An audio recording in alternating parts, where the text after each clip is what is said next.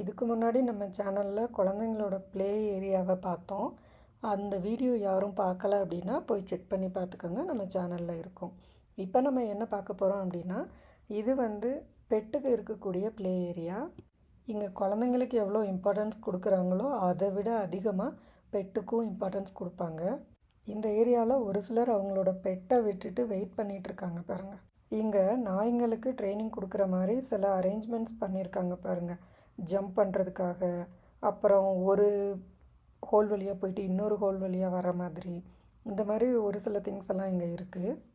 இந்த மாதிரி பெட்டுக்குன்னு தனியாக இடம் இருக்கும்போது நம்மளும் அவங்கள பார்த்து பயப்பட வேணாம், அவங்களும் நம்மளை பார்த்து பயப்படாமல் ஃப்ரீயாக என்ஜாய் பண்ணுவாங்க. அதே மாதிரி இங்கே பெட் அனிமல்ஸ் வளர்க்குறதுக்கு நிறைய ரூல்ஸ் அண்ட் ரெகுலேஷன்ஸ் இருக்கும். அதை நம்ம ஃபாலோ பண்ணால் தான் நம்ம வளர்க்க முடியும். மனுஷனுக்கு மனுஷன் வெட்டிட்டு சாகிற இந்த உலகத்தில் வாயில்லா ஜீவன்களை கூட இவ்வளோ அன்பாகவும் அக்கறையாகவும் பார்த்துக்கிறாங்க அப்படின்னு நினைக்கும் போது ரொம்ப ஹாப்பியாக இருக்குது. இங்கே நாய்களில் பலவிதமான ப்ரீட்ஸ் இருக்கும். இங்கே நாய்களோட கால்களுக்கு குட்டி குட்டியான ஷூஸ் போட்டிருப்பாங்க. அப்புறம் அவங்களுக்கு குளிராமல் இருக்கிறதுக்கு ஜாக்கெட்ஸ் போட்டிருப்பாங்க. அதுவே பெண் நாயாக இருந்தது அப்படின்னா க்யூட்டான கிளிப்ஸு, ஹேர் ஸ்டைல்ஸ்லாம் பண்ணியிருப்பாங்க. அதெல்லாம் பார்க்குறதுக்கே ரொம்ப க்யூட்டாக இருக்கும்.